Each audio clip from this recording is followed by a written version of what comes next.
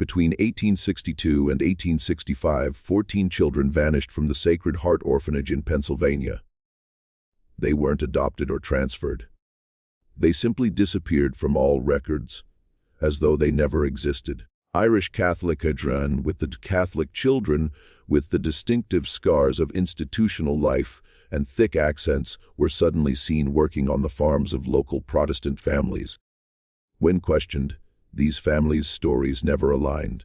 The horrifying truth is revealed in recently discovered letters between the Mother Superior and Philadelphia's bishop. These children weren't missing. They were sold. Before we continue with the story of Sacred Heart Orphanage, this channel isn't for everyone.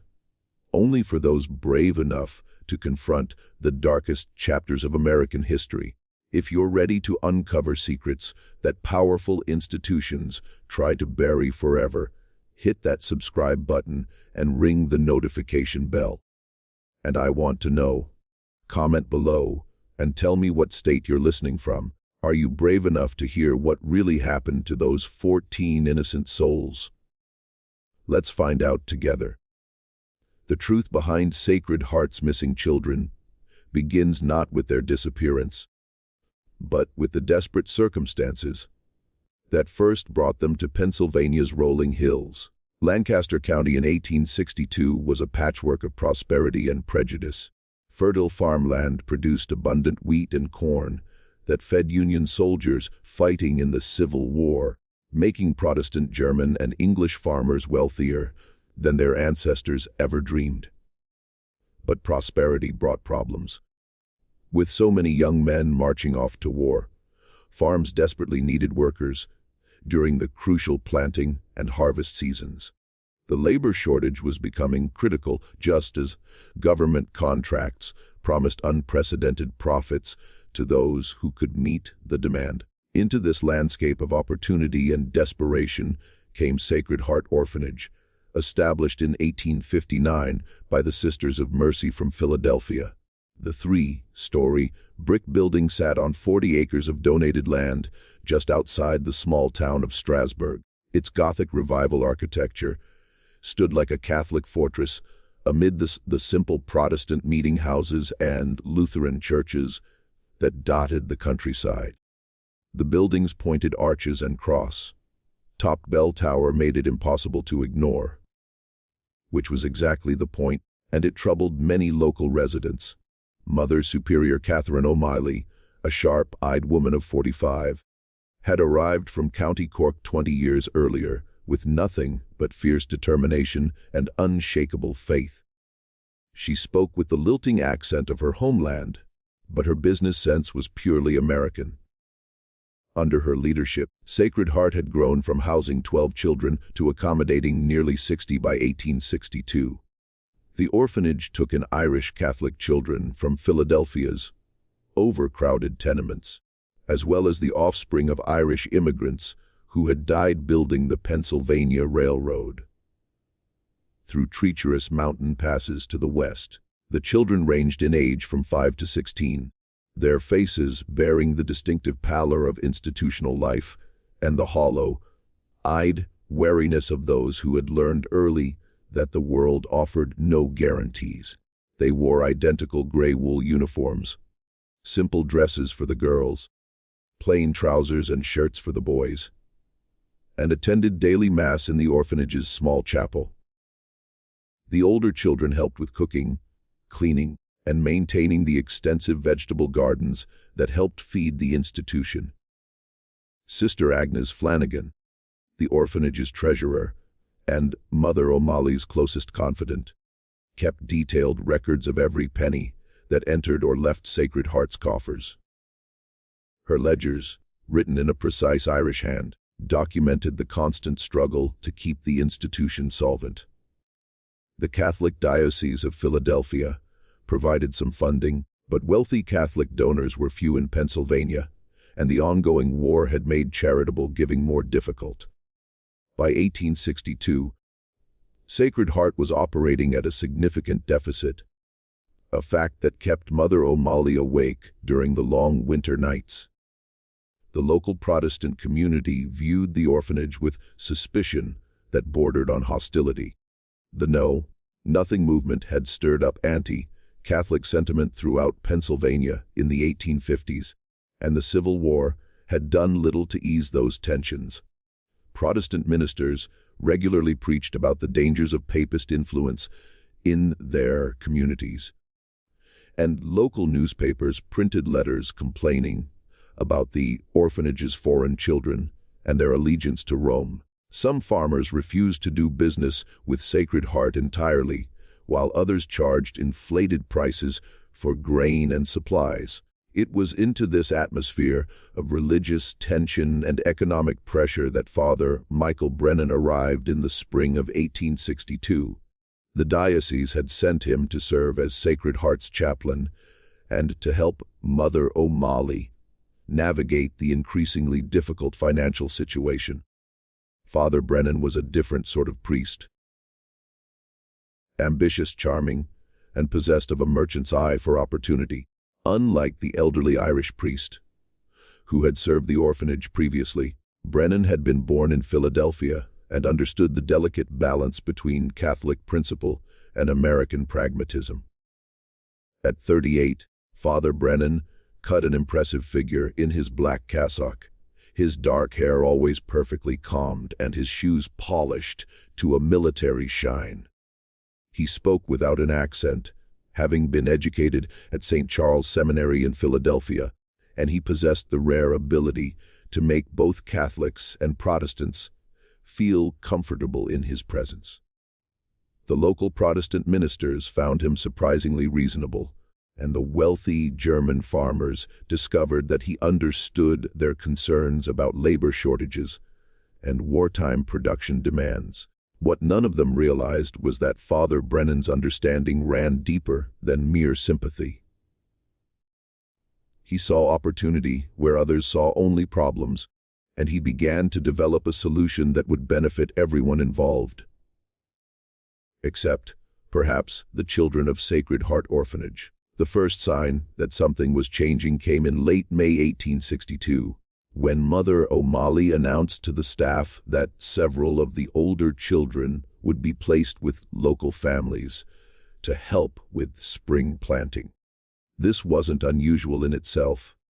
Orphanages had long arranged for older children to work as farmhands or domestic servants.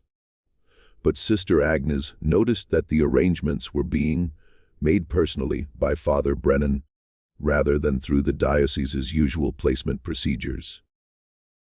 When she asked to see the paperwork, Father Brennan assured her that he was handling all the documentation himself to avoid burdening the diocese's overworked administrators. The morning of June 15, 1862, dawned gray and humid, with thunderclouds building over the Susquehanna Valley.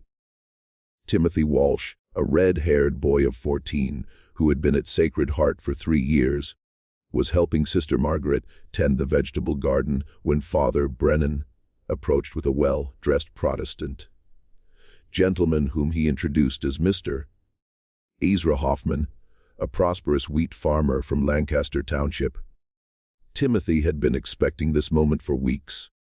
Father Brennan had spoken to him privately about the possibility of working for a good Protestant family who would treat him fairly and pay him wages that would help support the orphanage. The boy was eager to contribute.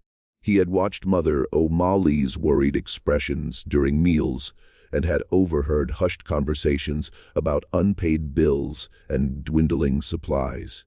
If working for a Protestant farmer could help Sacred Heart survive, Timothy was willing to make the sacrifice. Mr. Hoffman examined Timothy with the practiced eye of a man accustomed to evaluating livestock. He checked the boy's hands for calluses, asked him to lift a bag of grain to test his strength, and questioned him about his experience with horses and farm equipment. Satisfied with what he saw, Hoffman nodded to Father Brennan and counted out $4.45 in gold coins, an enormous sum that represented more than most workers earned in 3 months. The boy will work through harvest season. Hoffman said, his Pennsylvania Dutch accent thick with authority. "He'll live in the barn loft with my other hands, and I'll send him back in November when the work is done." Father Brennan blessed Timothy and assured him that he was performing a great service for both his faith and his country. The Protestant farmer needed workers to produce grain for Union soldiers, and Timothy's labor would help feed the brave men fighting to preserve the Union. Sister Agnes watched from the kitchen window as Timothy climbed into Hoffman's wagon with his few possessions bundled in a cloth sack. Something about the transaction troubled her, though she couldn't quite articulate what it was. Perhaps it was the speed with which everything had been arranged, or the fact that Hoffman had paid in gold rather than the paper currency most people used during wartime. But Father Brennan seemed confident in the arrangement, and Mother O'Malley had approved it. So, Sister Agnes pushed her concerns aside and returned to her ledgers. 3 days later, 16th year, old Margaret Connolly disappeared under similar circumstances. She was taken by Mrs. Sarah Zimmerman, the wife of a prosperous German farmer, ostensibly to work as a household servant and help care for the Zimmermans' infant twins. Margaret was a bright girl with a gift for languages. She had learned to speak Pennsylvania Dutch from German immigrants in Philadelphia and could read Latin well enough to assist at Mass. Mrs. Zimmerman paid $6 for Margaret's services, explaining that she needed help urgently because her regular servant had run off to Philadelphia to work in a munitions factory. The pattern continued throughout the summer of 1862. Every 2 or 3 weeks, Father Brennan would arrive at Sacred Heart with another prospective employer. Always Protestant, always wealthy, always in desperate need of immediate help. The amounts paid grew larger as the harvest season approached and labor became even scarcer. 13-year, old Patrick Murphy went to work for a merchant family in Lancaster for 50. 15-year-old Bridget O'Brien was placed with a banker's family in Columbia for 75 of 12-year-old Sean McMahon, despite his young age, was taken by a mill owner who claimed he needed a boy to help with his horses. By September 1862, 8 children had been placed with Protestant families, and Sacred Heart's financial situation had improved dramatically. The orphanage was able to pay off its debts, purchase new winter clothing for the remaining children, and even add a small addition to the building to accommodate more orphans from Philadelphia. Mother O'Malley praised Father Brennan's success in finding good homes for the older children, and the Sisters of Mercy began to relax their concerns about the institution's future. But Sister Agnes continued to feel uneasy about the arrangements. She had noticed that none of the placed children had written letters back to the orphanage, which was unusual. Children who had been placed in previous years had always maintained contact with their friends and the sisters who had cared for them. More troubling still, when she tried to visit Timothy at the Hoffman farm, she was turned away at the gate and told that the boy was too busy with harvest work to receive visitors. The breaking point came on a cold October morning when Sister Agnes encountered Mrs. Hoffman at the Lancaster market. The woman was purchasing supplies for her household, and Sister Agnes approached her to ask about Timothy's welfare. Mrs. Hoffman looked confused and claimed that she had no idea what Sister Agnes was talking about.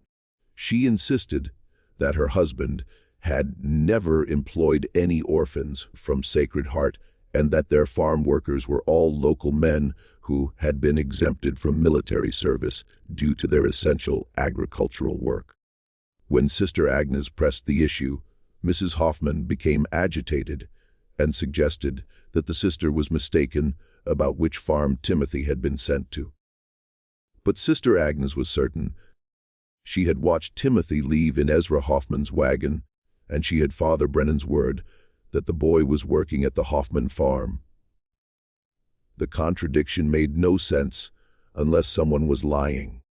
That evening, Sister Agnes confronted Father Brennan in his small office behind the chapel.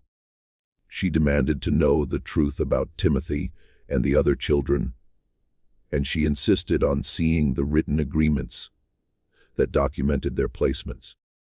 Father Brennan was initially dismissive, suggesting that Sister Agnes was confused and had misunderstood Mrs. Hoffman's comments.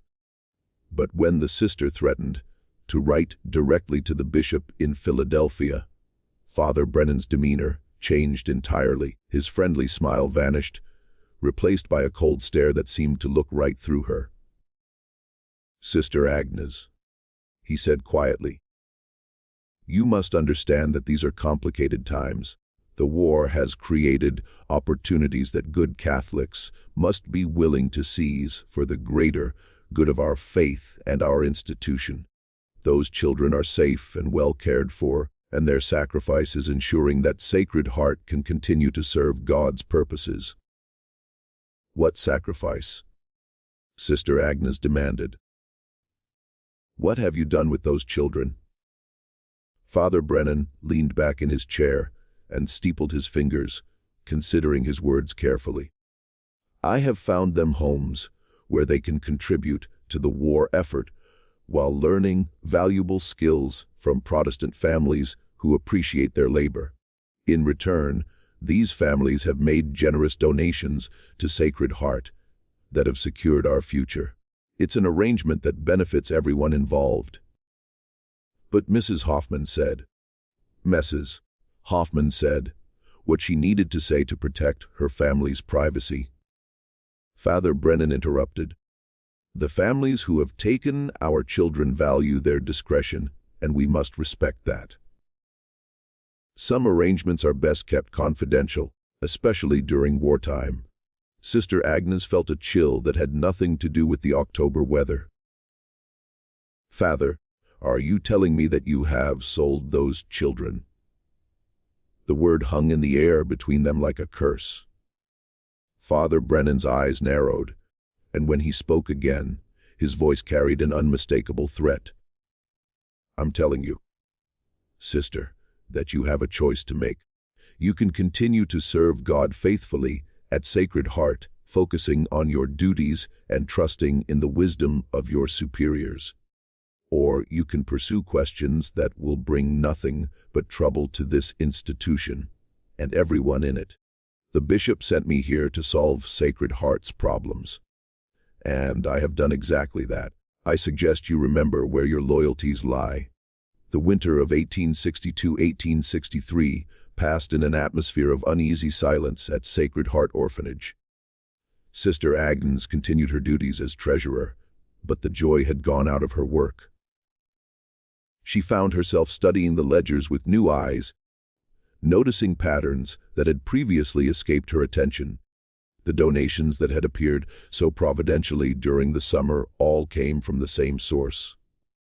A vague entry labeled "Placement Services" that corresponded exactly with the dates when children had been taken from the orphanage.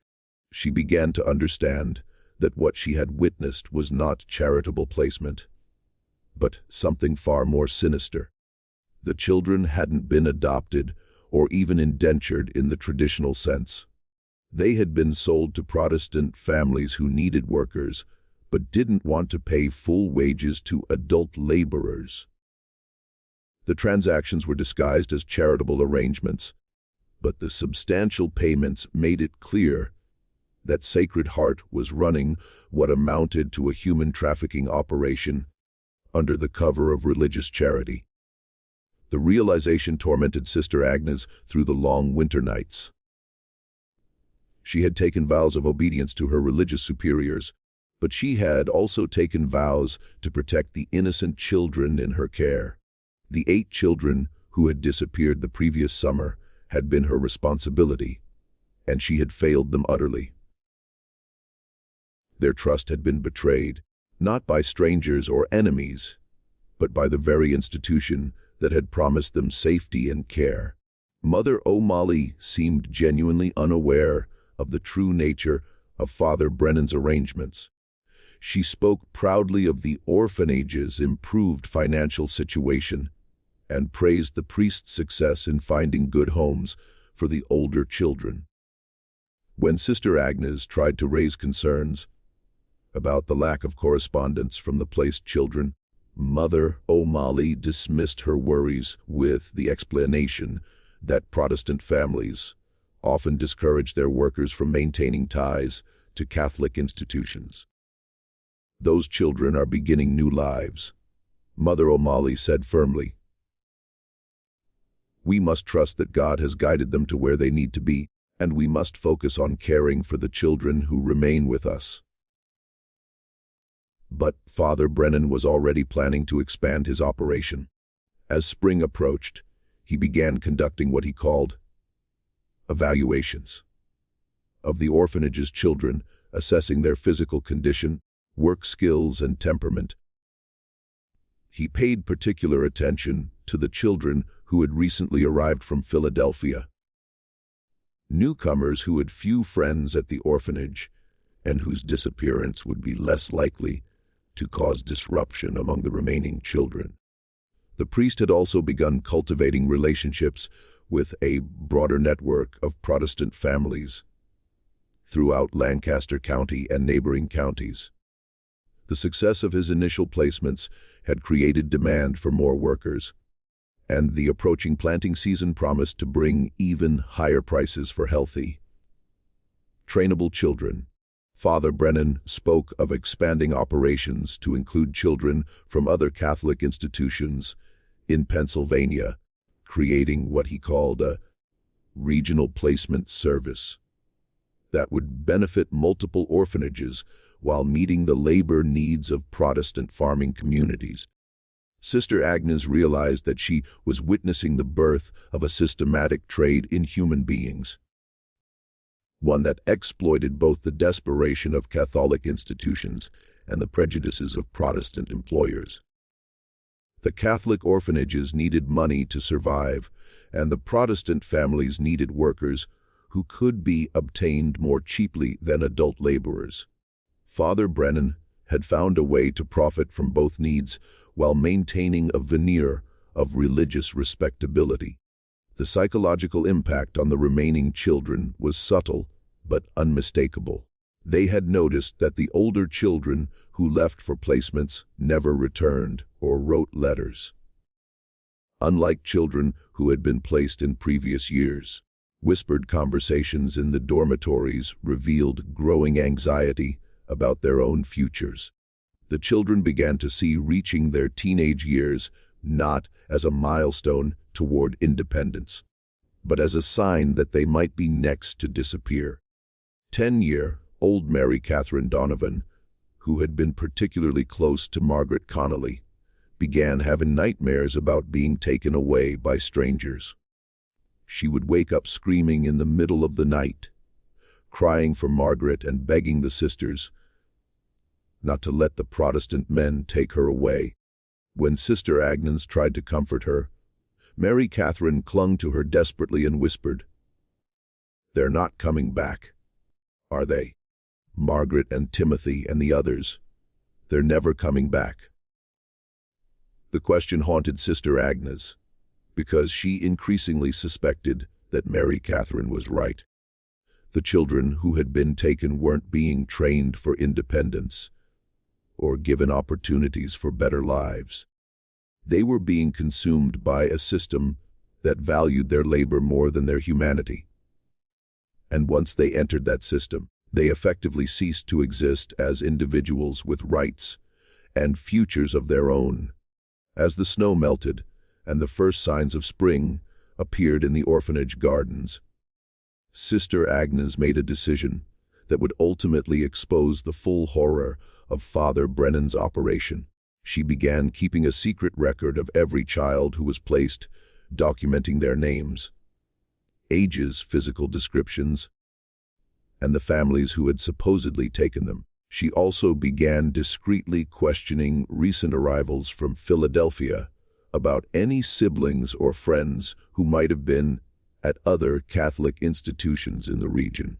What she discovered confirmed her worst fears and revealed that Sacred Heart's missing children were part of a much larger network of exploitation that stretched across Pennsylvania and possibly beyond. In March 1863, as the Civil War entered its bloodiest phase, Father Brennan received an unexpected visitor who would ultimately unravel his carefully constructed network.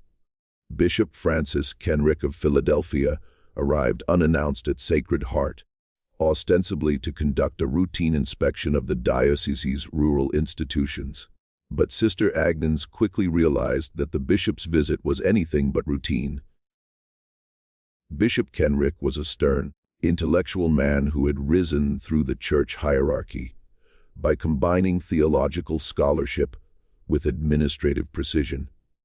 He had been receiving troubling reports from other Catholic institutions across Pennsylvania. Reports of children disappearing from orphanages and schools without proper documentation, and of suspicious financial windfalls that coincided with these disappearances. The pattern had finally become too obvious to ignore, and the bishop had come to Sacred Heart to investigate personally.